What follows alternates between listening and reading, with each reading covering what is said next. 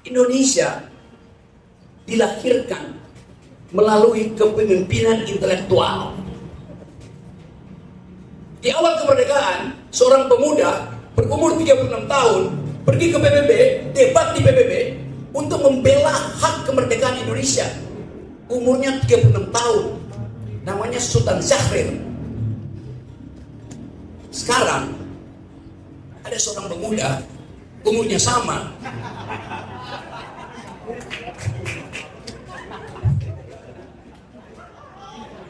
tapi membuat satu kalimat pun tidak mampu. Pidato Gibran pertama adalah, tenang, saya sudah ada di sini.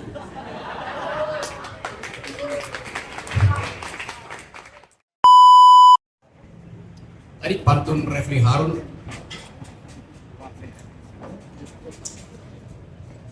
jalan-jalan ke Surabaya, jangan lupa beli durian. Mari kita berupaya menurunkan presiden.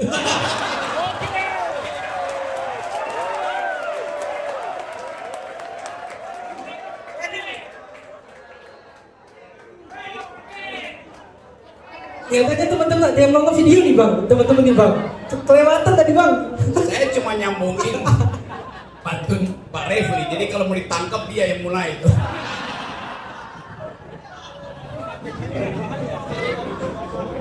Tapi memang hanya dengan cara itu kita bisa berpikir tentang pemilu yang jujur dan adil. Kenapa presiden mesti diturunkan? Karena ada keputusan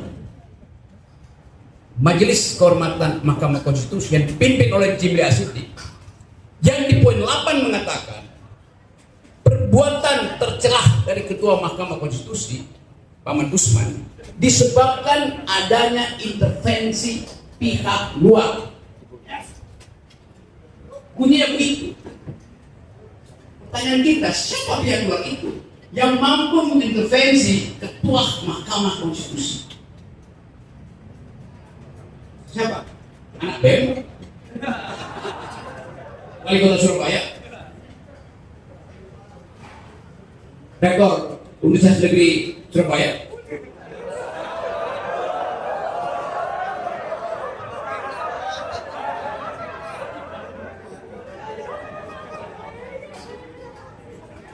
Secara logika yang mampu mengintervensi Ketua Mahkamah Konstitusi adalah pejabat di atas Mahkamah Konstitusi. Benar nggak? Ya. Siapa pejabat di atas Ketua Mahkamah Konstitusi? Siapa? Ya, Presiden. Karena itu pantun saya itu masuk akal. Itu dasarnya.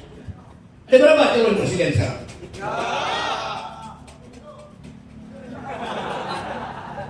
Itu bukan calon presiden, itu presiden.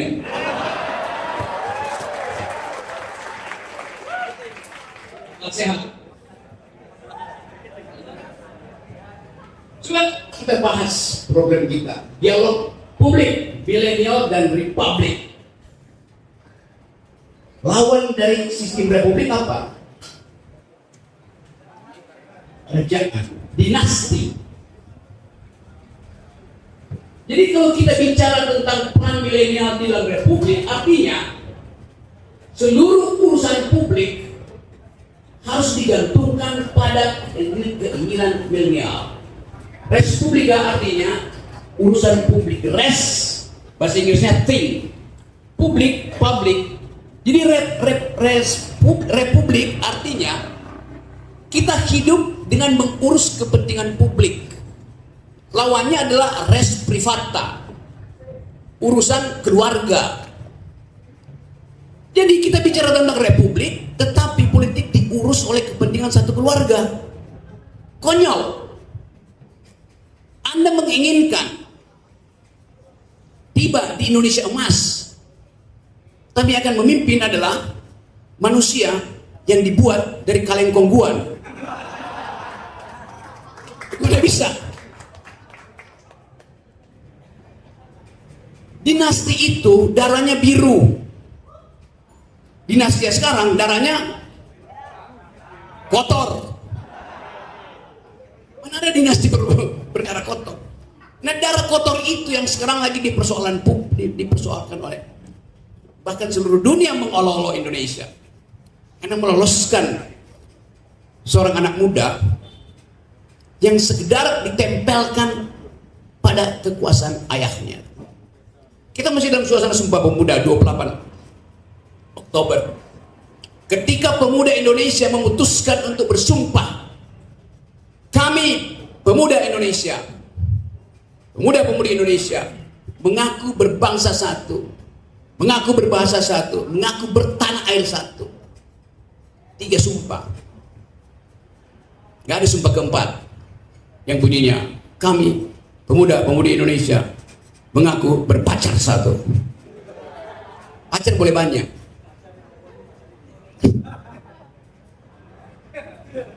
Istilah pemuda yang sekarang kita sebut milenial dimaksudkan untuk menghasilkan masa depan. Pemuda artinya mereka yang menginginkan ada harapan. Sekarang per hari ini ada 15,5 juta pemuda Indonesia yang mengalami gangguan jiwa. Statistik bilang begitu. Karena kehilangan harapan. Ya mungkin separuh dari Anda juga mengalami gangguan. Dan saya kira Anda semua di sini mengalami gangguan jiwa. Karena mengundang saya bicara di sini. Jadi teman-teman, kita adalah kecemasan itu. Apa yang mau kita capai di 2045? Kalau dari awal kemampuan kita untuk memikirkan 2045 tidak diperlihatkan jejaknya oleh para pemimpin tadi.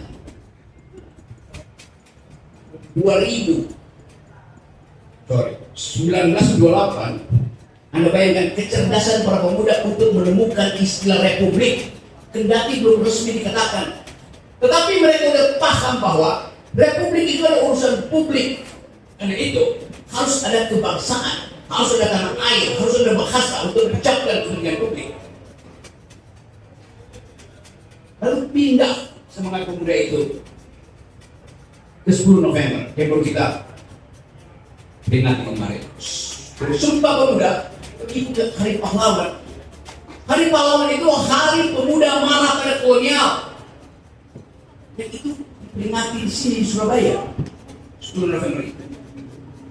Itu yang menginspirasi Presiden Soekarno untuk menemukan satu tagline yang disebut beri saya 10 pemuda dan saya akan guncang dunia.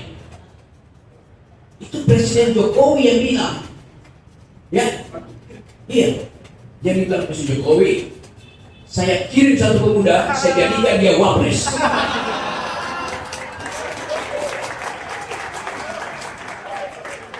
Ini Anda bayangkan bagaimana jarak milenial itu. Dan kita masih lihat, ini era milenial artinya era digital. Era digital artinya bertengkar melalui fasilitas sosmed. Tapi Anda lihat sepanjang Pulau Jawa ini, setiap 100 meter ada baliho Gibran dan Kaesang, 2 pemuda. Jadi coba Anda lihat, era digital masih pasang baliho, ngapain? Kan bisa dilihat di Twitter, bisa dilihat di Instagram, wajah-wajah. Kenapa masih mesti dipasang gitu? Jalan raya kan tanpa itu pasti bebas pajak dan itu mengganggu pemandangan. Karena mata kita dibikin homogen, ini itu doang wajahnya tuh. Kita kenal wajahnya, tapi kita tidak kenal pikirannya. Dasarnya itu.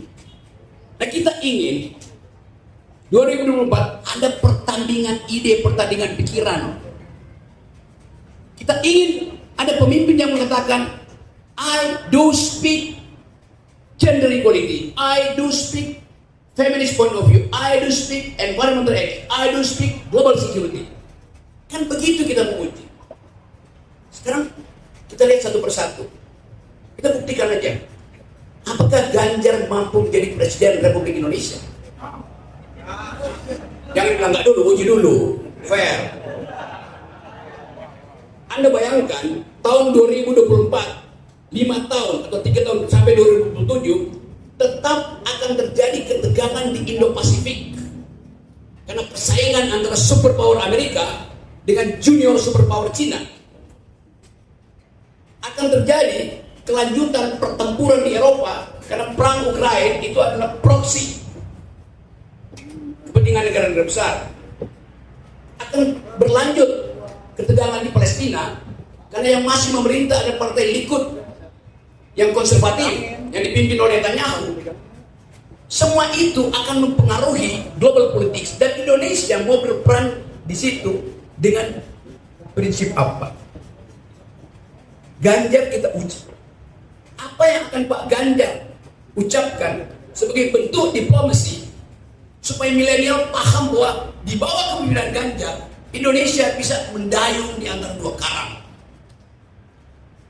sebagai modal dari politik luar negeri kita.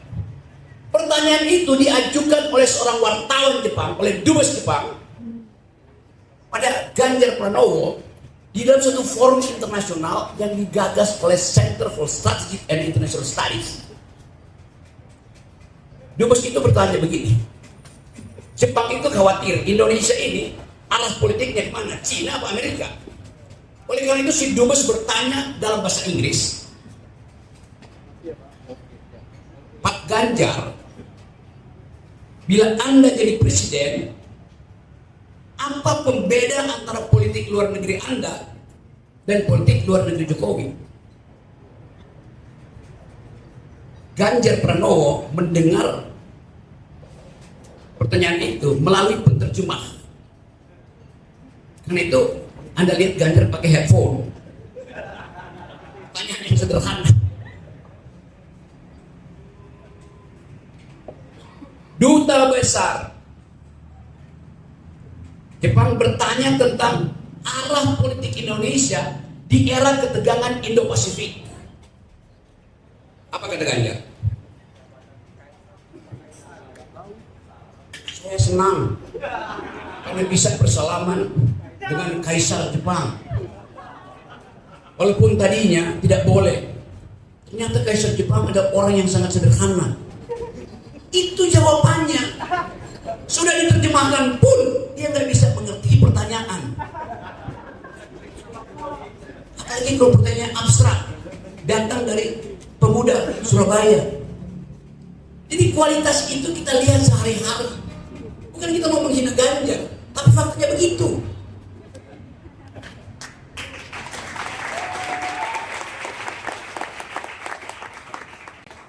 Indonesia dilahirkan melalui kepemimpinan intelektual.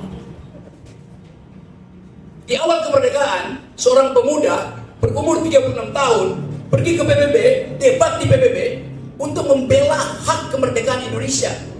Umurnya 36 tahun. Namanya Sultan Syahrir. Sekarang ada seorang pemuda umurnya sama,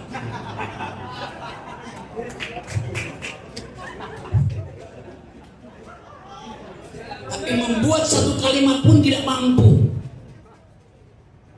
Pidato Gibran pertama adalah, tenang, saya sudah ada di sini.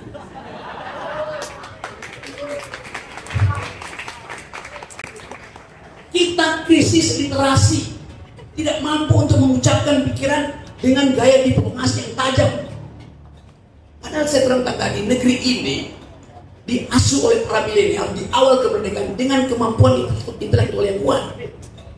Apakah mereka lulusan universitas? Tidak. Mereka otodidak, belajar sendiri, tidak peduli dengan IPK, tapi mereka mampu untuk mengenali apa problem bangsa ini di dalam pertarungan dengan dunia internasional.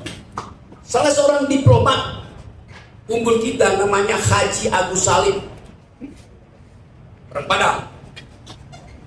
Dia lulusan SMA, atau mungkin nggak lulus pada SMA, tapi logikanya kuat karena dia membaca literatur, logika, filosofi, ekonomi, politik. Dia terliterasi karena keinginan dia sendiri untuk tajam dalam berpikir. Karena tantangan, dia harus berdebat dengan orang Belanda, dia harus berdebat dengan orang Inggris, dia harus berdebat dengan orang Amerika. Dilatihlah forum itu di antara mereka. waktu di dalam suatu pertemuan politik, Haji Agus Salim kasih presentasi mewakili KIB.